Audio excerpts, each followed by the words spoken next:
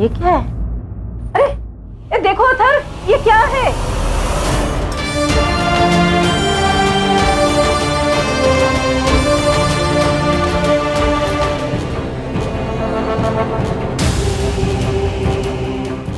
मेरा ये संदेश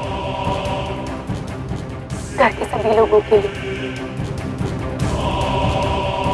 मैं आप लोगों को ये बताना चाहती हूँ कि मैं आप लोगों के साथ अब नहीं रह सकती। मैं ये घर छोड़ हमेशा हमेशा के लिए जा रही हूँ।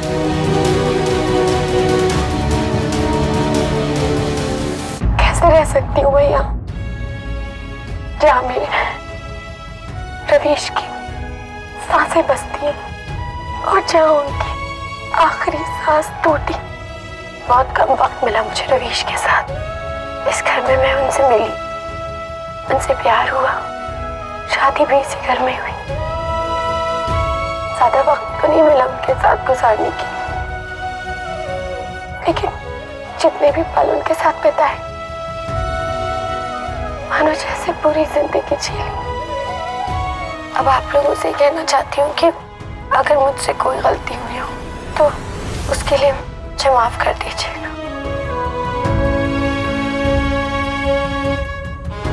बहुत कुछ दिया आप लोगों ने, हमेशा एहसान रहेगा आप सबका। Thank you. कुछ समझ नहीं आ रहा है, कुछ तो गड़बड़ है। कंगना ऐसे बिना बताए तो नहीं जा सकती। क्यों नहीं अथर? तुमने देखा उसकी हालत क्या थी? घुट घुट कर जी रही थी बेचारी, जिंदा लाश बन गई थी। उसका दर्द तो उसकी आंखों में दिखाई दे रहा था। ऐसे में कोई अपनी यादों से भागना ही चाहेगा ना। लेकिन ऐसे कैसे जा सकती हैं? अगर वो घर से कहीं जाती तो हम में से किसी को तो पता चलता।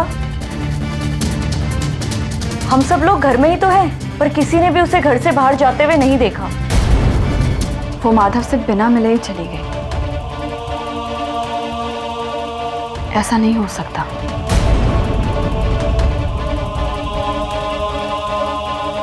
मैं जब माधव और खुशी को देखने गई थी तब मैंने माधव को आधी नींद से जगाकर पूछा कि क्या कंगना तुमसे मिलने आई थी, तो उसने मना कर दिया।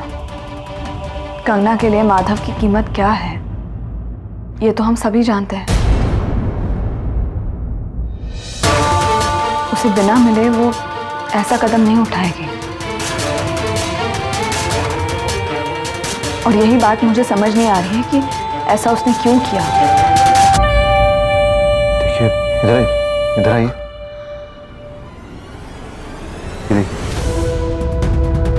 ये देख रहे हैं आप लोग? ऐसा लग रहा है जैसे कंगना कैमरे के अंदर ना देख के कहीं और भी देख रही है।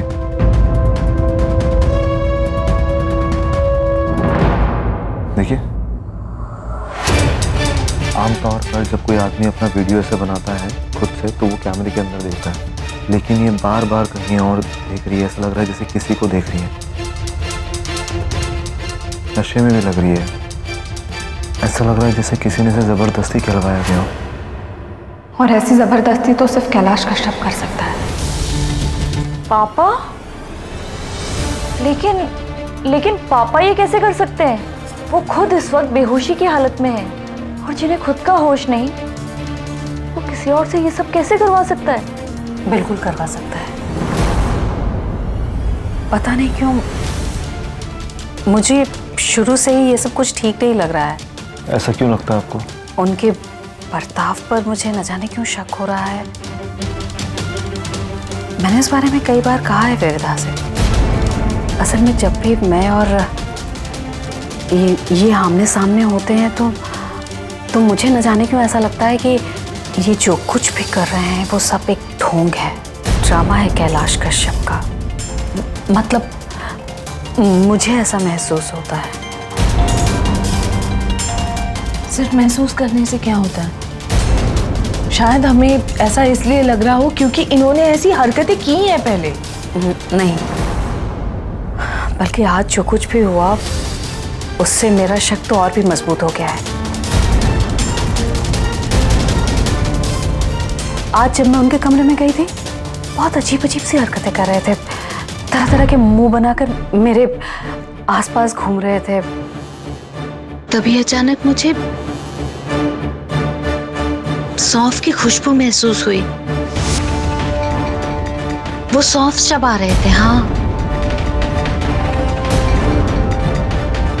असल में उन्हें ना सौंफ चबाने की आदत है। वो हमेशा खाना खाने के बाद सौंफ चबाया करते थे। जब कभी बाहर जाते थे वो सौंफ चबाते थे, मैं खुद उन्हें लाकर देती थी।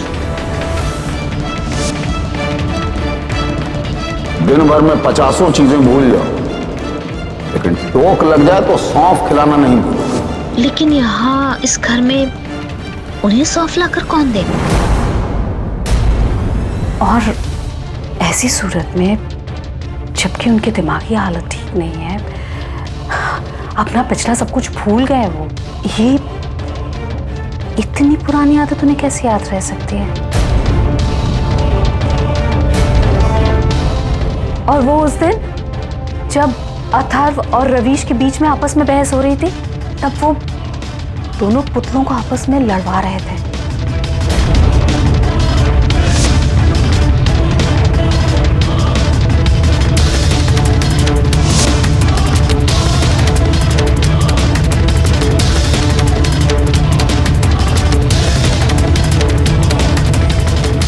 और तुझे याद है विविधा, जब तूने कहा था कि मेरी लाश पर से होकर गुजरना होगा, उस वक्त उन्होंने चिता तैयार करती थी। माधव को पाने के लिए आपको मेरी लाश से गुजरना होगा रवीश। अगर माधव को पाने का यही एक रास्ता है तो फिर ठीक है, यही सही है।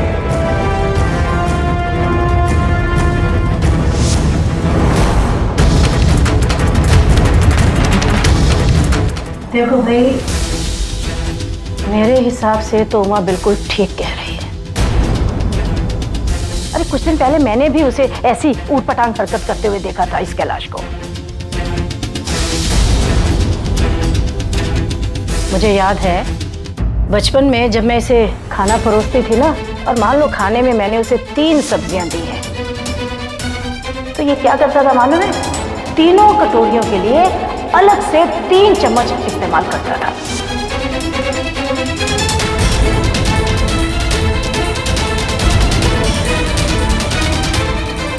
दादी, माँ आप लोग सही कह रहे हो। आप लोगों को याद है पापा खाना खाने के बाद हाथ थाली में ही धोया करते थे?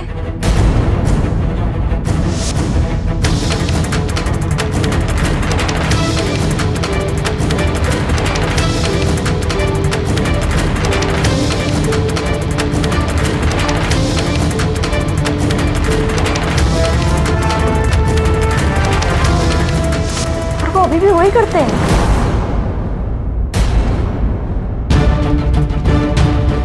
और हाँ, जब मैं उनके कमरे से गुजर रही थी तो मैंने देखा वो वज्रासन में बैठे हुए थे।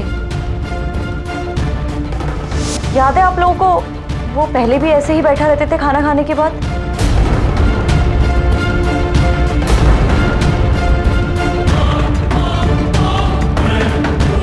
कुछ तो गड़बड़ है। इसका मतलब कैलाश कश्यप नाटक कर रहा है, क्योंकि जिस इंसान की दिमागी हालत खराब होती है वो इतना कुछ याद नहीं रख सकता। ना बड़ा धोखा। अथर्व, ये सब सिर्फ कैलाश कश्यप ही कर सकता है। उन्होंने किडनैप किया होगा कंगना को।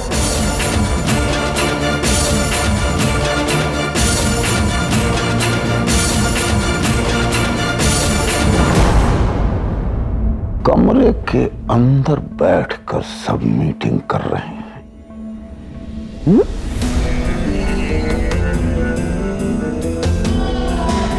कितनी खिचड़ी पकाई, कितना घी डाला, पता ही नहीं चल रहा है। फिर तो हमें जो भी करना है जल्दी करना चाहिए। कंगना की जान को तो खतरा हो सकता है। और वीडियो में देखकर ऐसा लग रहा है जैसे कंगना को ड्रग्स दिए गए हैं। हमें उसको बचाना चाहिए। अथर्व, मुझे ऐसा लगता है कि तुम्हें जाना चाहिए और तुम्हें जाकर उनसे साफ साफ पूछना चाहिए। उनके सामने खड़े रहने का साहस तुम्हारे पास ही है। तुम जाओ और उनसे जाकर सच्चाई पता करो। नहीं अथर्व, तुम कहीं नहीं जाओगे, यहीं रुकोगे। अगर उन्हें अंदाजा भी लग गया ना कि ये सब हमें पता है तो वो कंगना की जान को नुकसान पहुंचा सकते हैं। हमें पहले ये पता करना होगा कि कंगना कहाँ है, किस हाल में है, कैसी है। कुछ सुनाई भी नहीं दे रहा।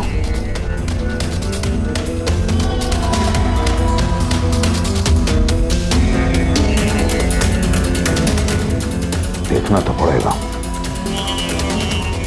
मीटिंग क्या चल रही है इनकी। पर विविधा, कंगना की जान अभी भी खतरे में है, मुझे जाना चाहिए उसे बचाने। इसीलिए अथर्व, हम जल्दबाजी में कोई फैसला नहीं करेंगे।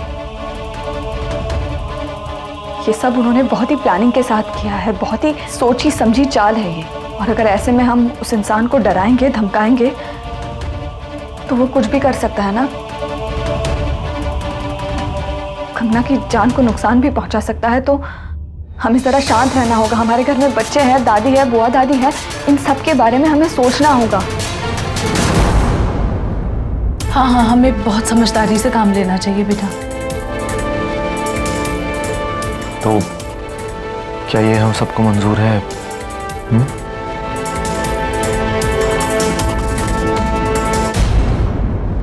चलो कैलाश कश्यप,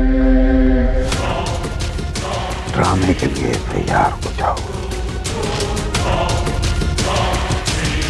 चलो कैलाश।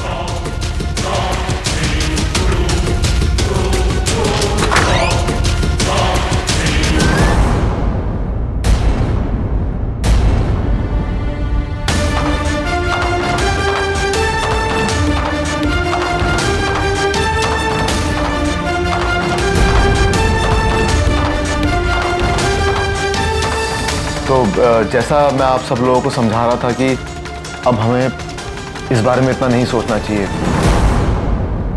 ठीक है, कंगना का फैसला था, उसको ये घर छोड़ के जाना था, वो चले गई, उसका फैसला था और हमें उसका फैसला मंजूर होना चाहिए। तो मिठाइयाँ मंगाओ, चमचम मंगाओ, सब लोग मुंह मीठा करो। घर में फूल है। अथर्व, मुझे एक बात समझ नहीं आ रही है, कंगना इस हालत में अकेली कहाँ चली गई? और वैसे भी कंगना कोई बच्ची थोड़ी है, कहीं भी जाए हमें उससे क्या, उसे अपने भले बुरे का अच्छे से पता है। और सबसे बड़ी बात है कि माधव हमारे पास है। अब अगर कंगना चली भी गई है तो हमें उसके पीछे ज्यादा दौड़ना नहीं चाहिए। अरे अथर्व बेटा, मैं तो कहती हूँ क्यों परेशान हो रहे हो खामखा में? जो हुआ अच्छा हुआ। वैसे भी बला टली, पनौती थी एक नंबर की आने तो जो है सो। मैं तो कहती हूँ मुझे तो वो पहले दिन से ही अच्छी नहीं लगी ये लड़की कंगना। ना तो मुझे वो दिमाग से ठीक लगे और ना ही मुझे कभी उस पर भरोसा आया। अच्छा हुआ चली गई। लेकिन ऐसे चुपचाप चली जाना बेवकूफ़ी की बात है। और वैसे भी खास करके हमने उसका बहुत ख्याल रखा था। एनीवेज, मुझे तो कोई फर्क भी नहीं पड़ता।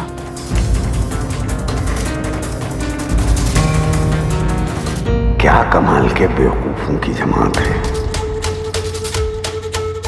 मेरे हर तमाशे को सही मान लेते हैं, सोच रहे हैं कि कंगना वाकई चली गई। गधे हैं सब।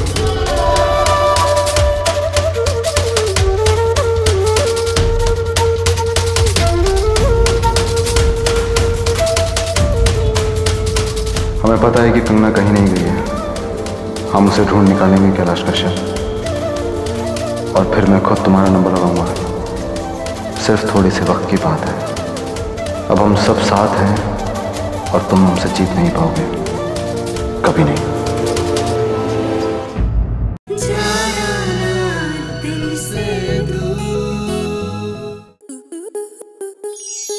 स्टार प्लस के ऐसे ही और बेहतरीन लम्हे देखने के लिए सब्सक्राइब करें हमारे YouTube चैनल को।